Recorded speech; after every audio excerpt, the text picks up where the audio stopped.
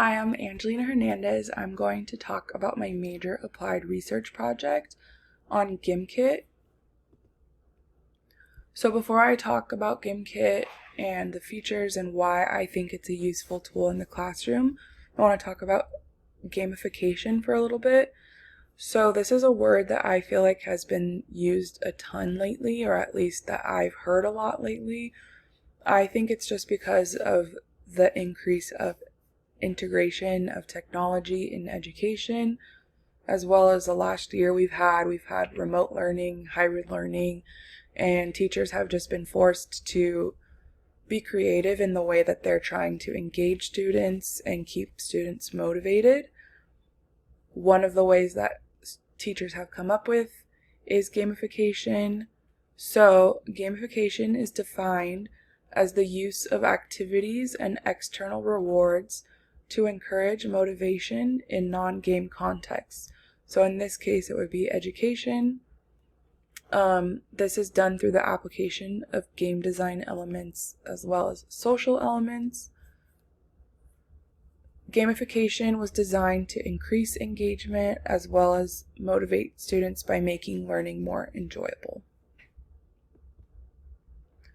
So some of the benefits that I found in my research were cognitive development of adolescents. So it aids in the development by increasing activity in certain regions of the brain. Increasing engagement. So research shows that game-like atmosphere is actually favorable in the classroom. Because of this, students are going to engage more with the course content and with their positive feelings towards the experience. They're more likely to continue to engage on their own. Because of this, they're going to be more productive. It's also accessible, so it can be used for students with all needs. Multi-use in and out of the classroom. What I mean by that is a lot of these different websites and applications have live versus homework assignment versions. So you can either use these different games and things inside of the classroom, live versions on Zoom, Google Meet, whatever it is, or you can assign these things as homework. The goal will just change for the outcome. So a lot of the times in class, it's a competition versus other classmates, maybe one student versus the whole class, or just all the students versus each other. And then when it's homework, it's more so to achieve a certain goal that the game has placed, or to just get the best score that they can get. In classroom, it creates healthy competition as well as positive learning experiences. So sometimes I think that students have a problem approaching a subject that they're foreign to. Gamification reduces the stress and it makes it less intimidating for students, so that they can maybe unlock a interest that they didn't know that they had for a subject. It just takes away the stress of being introduced to it. It promotes active learning.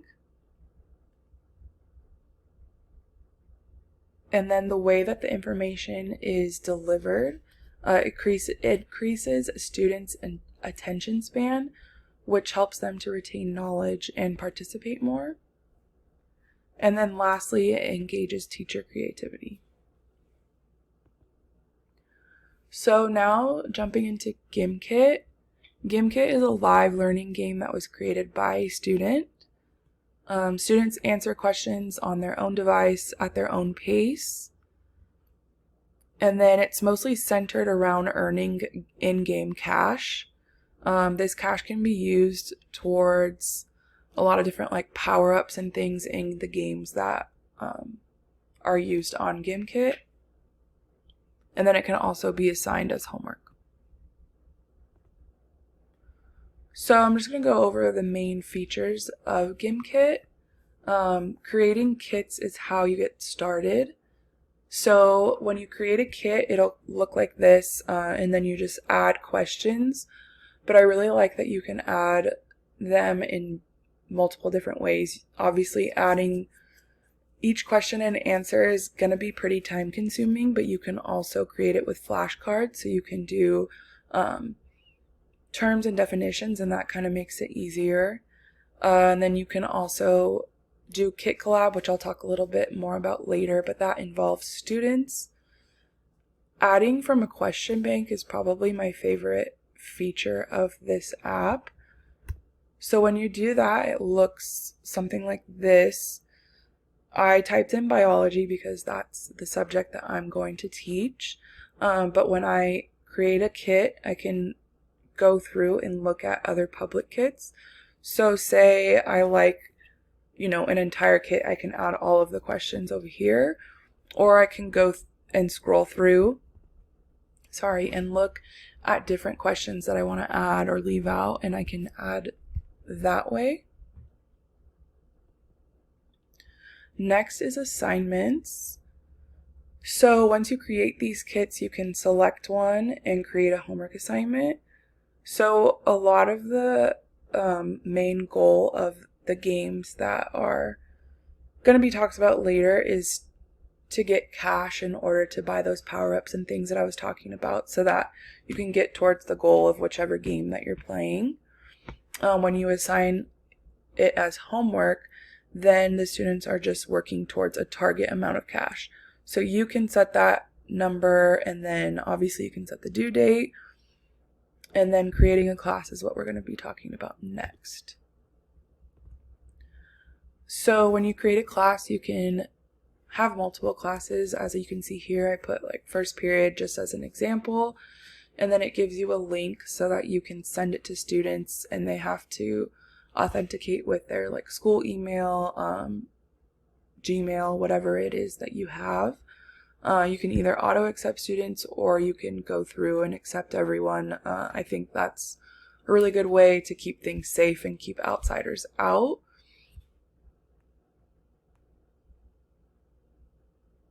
And then once you create a kit and you start a live game, you can make it so that every person that's in a certain class just has to go to gimkit.com/play, and they'll automatically be added to the game. They don't have to have a code.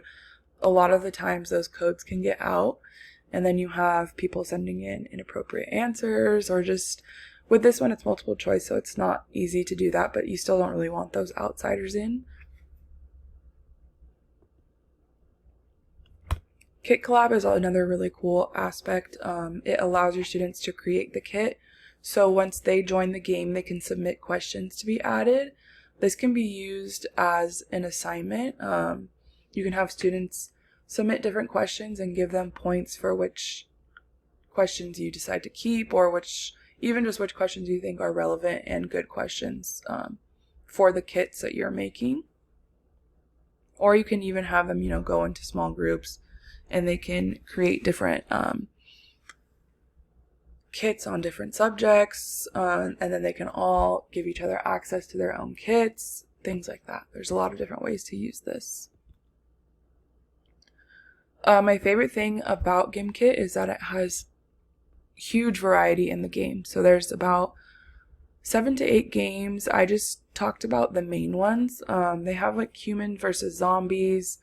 So you have part of the classroom that's going to be zombies, part of the classroom that's humans, and they have to answer the questions right. Whoever gets the most right and can maintain their health is going to be the winner.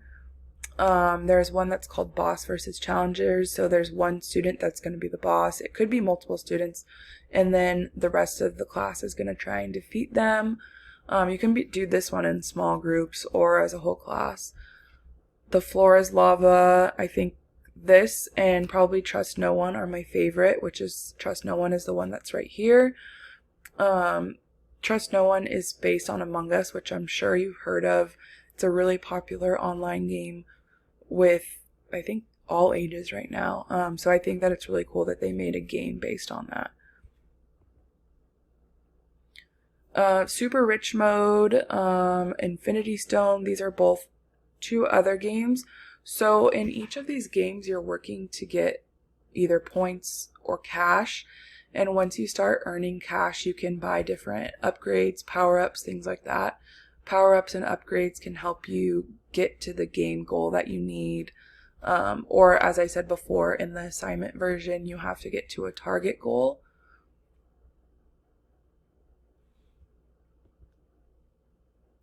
And then lastly, Gimkit offers a lot of data collection. So once students are done playing the game, you can get a general overview of how much cash they've earned, which might not really be useful to you, but you can see the questions that they've answered correctly, incorrectly, the accuracy, and then what I really like about it is they have a student overview and a question breakdown.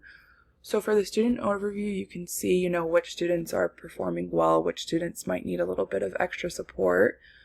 And then with the question breakdown, you can go back and see which questions students had a lot of problems on, which questions that students found really easy. And then you can kind of address the whole class, or maybe just, you might have to reteach things, and this is going to show you the areas that students are struggling or excelling in.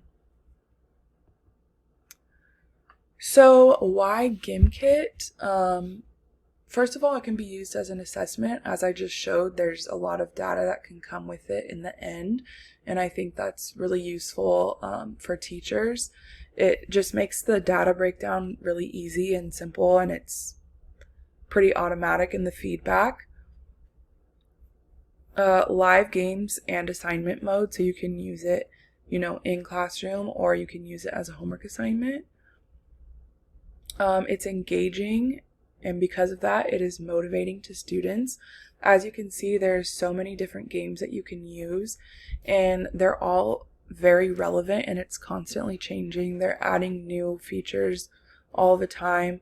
As I said, Trust No One is inspired by Among Us, which is a huge game right now with students, and I just think that adding the learning element into it, into an app or a feature that students are already using, is just gonna only benefit you. Also earns brownie points with your students because they're gonna think you're cool. And then, as I said, the variety. There's just so many different games that you can use and take advantage of, so you're not using the same thing over and over again. It's almost like a new website every time you're using it, because there's so many different ways that you can use it. And even within those games, there's different features that you can turn on and off that I didn't go fully into because it would take way too much time. But I really, really, really like this website, and I think it's a great tool to be used, and I'm excited to use it in my own classroom. I'm excited to see where it goes from here. Thank you for listening to my presentation. That is the end. And here are my resources. Thank you.